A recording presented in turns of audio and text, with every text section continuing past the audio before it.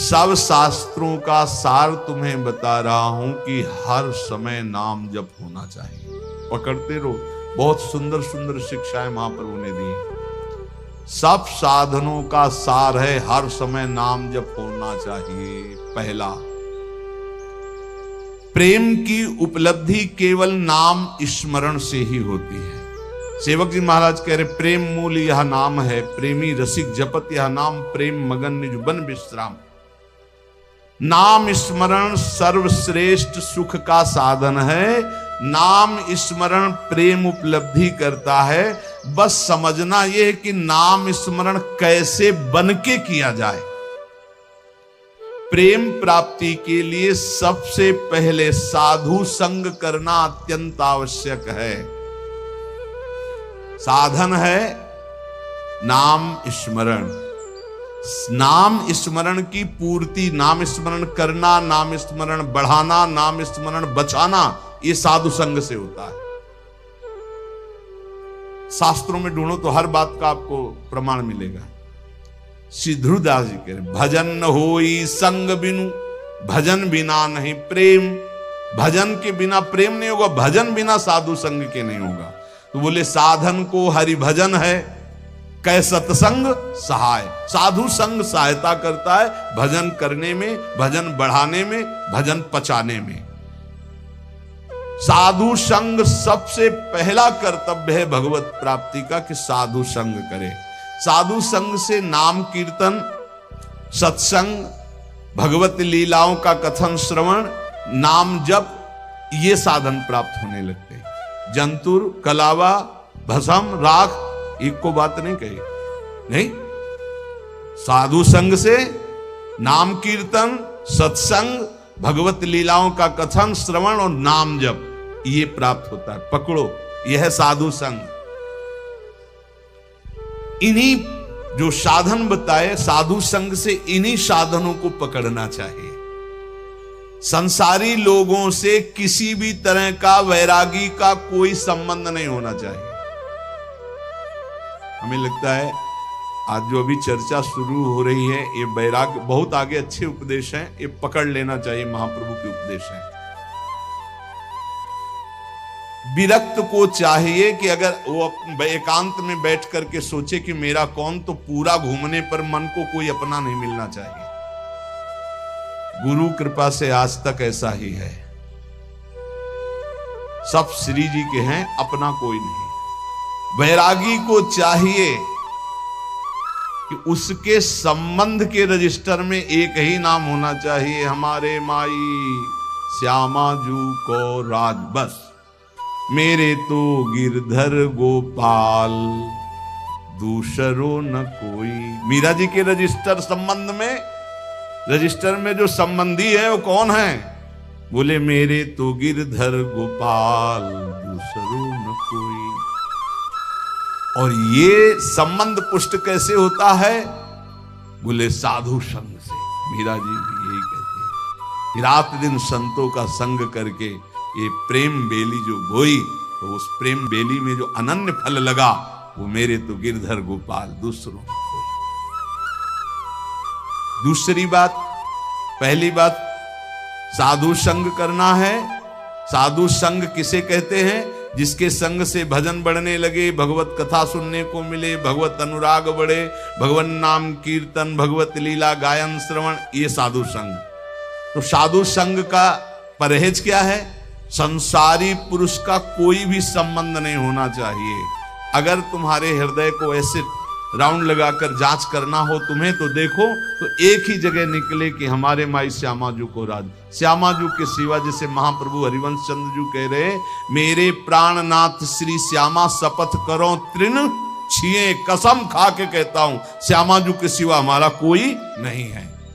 ये बात है। अब दूसरी बात है, संसारी लोगों से किसी भी तरह से बात करने का अवसर ना देना।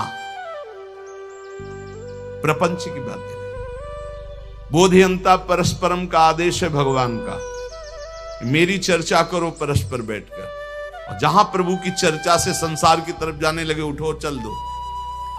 दूसरी आगे की बात, किसी भी वैष्णव को ये नियम पक्का ले लेना चाहिए कि ना किसी की निंदा करेंगे, ना किसी की निंदा सुनेंगे। दिमाग में लिख लो चाहे रजिस्टर में, बहुत जरूरी है, नहीं तो भजन छीन हो जाएगा। महाप्रभु कह रहे हैं ना किसी की निंदा करेंगे, ना किसी की निंदा सुनेंगे, ये नियम ले लो। बड़े बड़े ऋषियों ने इस बात के लिए सावधान किया है कि दूसरे की निंदा नहीं करनी, दूसरे की निंदा नहीं सुननी। इन बातों का सदा ध्यान रखते हुए बचना कि कभी किसी की निंदा मत कर देना। दूसरों के गुण दोषों का कथन करने वाला उपासक बहुत बुरी तरह भ्रष्ट हो जाता है।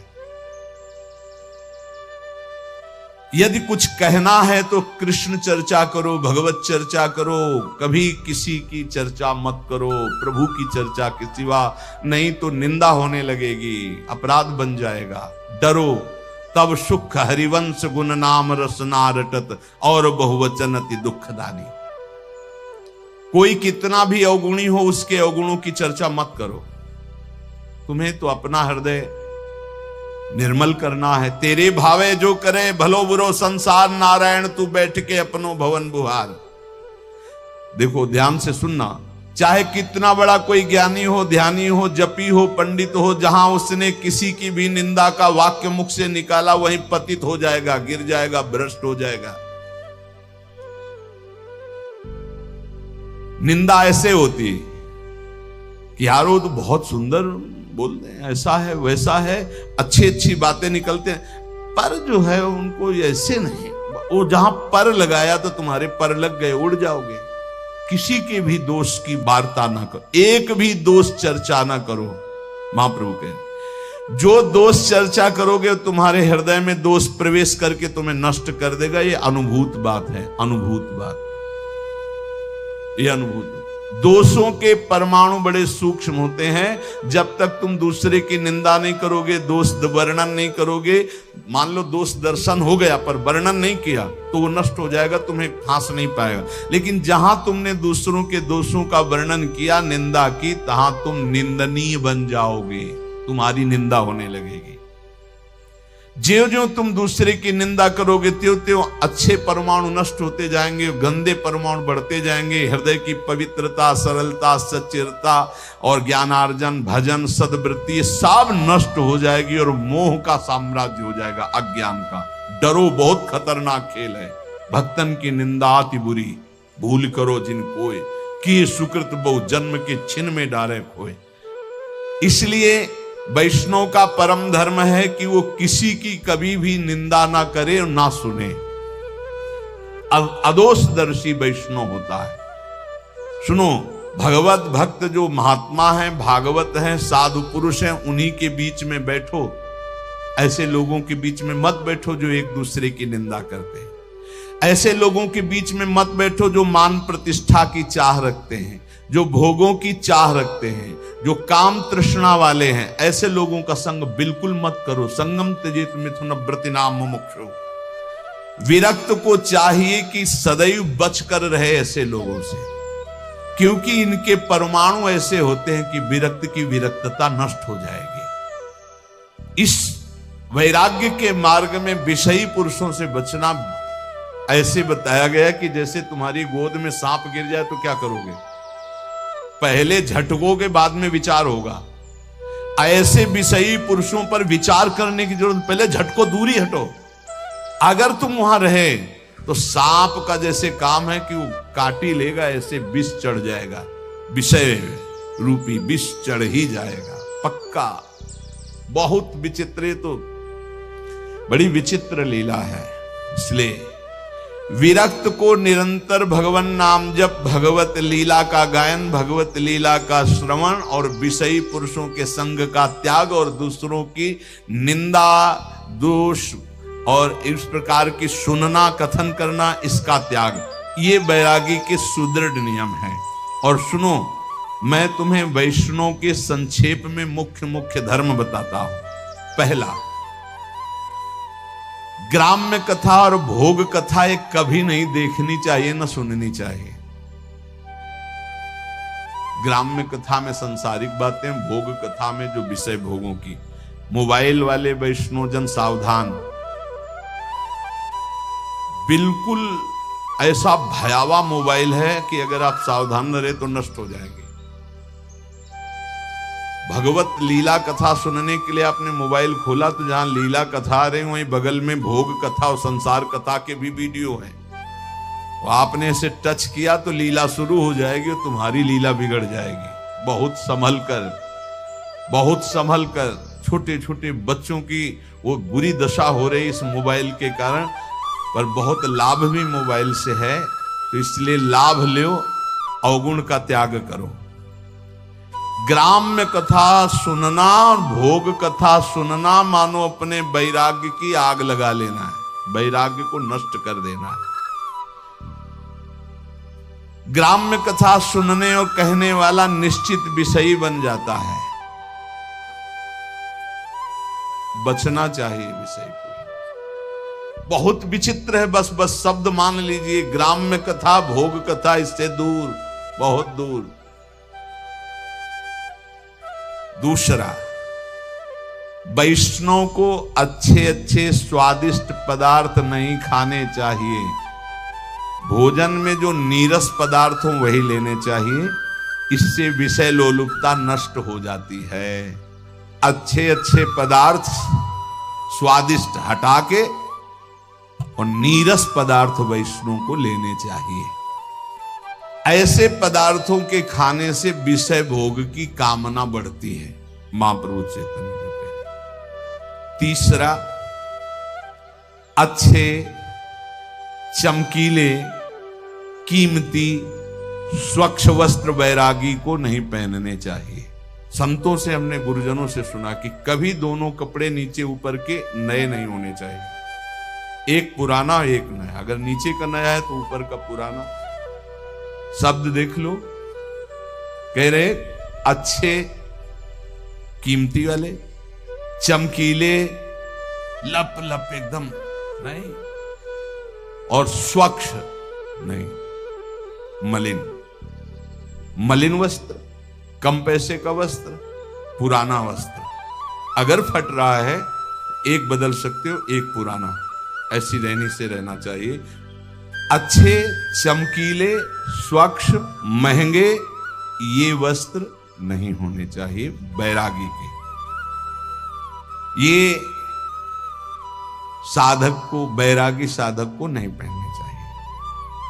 चौथा, कोई भी तुम्हारा सम्मान करे तो तुम उसे स्वीकार मत करो। दो प्रकार से, एक तो पंचांगों प्रणाम कर रहे आप करो, अगर ऐसा नहीं है तो आप तत्काल विचार करो कि ये गुरु और इष्ट के लिए प्रणाम हो रहा है, क्योंकि तिलक गुरु प्रदत्त, वेश गुरु प्रदत्त, जीवन गुरुदेव का, ये गुरुदेव और इष्ट का प्रणाम हो रहा है। स्वयं कभी स्वीकार नहीं करना चाहिए, क्योंकि मान सम्मान स्वीकार करने से अभिमान आता है और अभिमान से सारे साधन भागवतिक ढक जाते हैं, नष्ट हो जाते हैं। जहां अभिमान आया तो फिर विकार परेशान कर देते हैं। जैसे नारद जी को थोड़ा आ गया कि मैं काम विजयी हूं, तो फिर आगे की चरित्र सुना ही है। पांचवा, अपने को तो सम्मान नहीं लेना, लेकिन दूसरे का सम्मान जरूर करना है। दूसरे को इतना सम्मान दो मानो भगवान हमारे पधारे हैं, ऐसा भाव। यहां तक वर्णन कि यदि आप श्री जी की सेवा कर रहे हो, कोई वैष्णव आ गए तो श्री जी को ऐसे पधरा दो, जैसी स्थिति में हाथ जोड़कर खड़े हो, पहले वैष्णव का सम्मान करो, फिर श्री जी की सेवा करो। जैसे अपने आत्मस्वरूप प्रभु का सम्मान, ऐसे आए हुए घर में संत का, वैष्णव का सम्मान करें। उनके सामने अपने को अत्यंत दैन्य तुच्छाति तुच्छ समझे, इससे श्री कृष्ण बहुत प्रसन्न होते हैं। छठवां, खाते समय, स्नान करते समय और क्रियाओं के समय नाम छूट जाता है। कुछ ऐसे समय हैं जिनमें भजन में विघ्न पड़ता है, तो उन अवस्थाओं में सावधान रह करके नाम को पकड़े कि छूट ना जाए। जैसे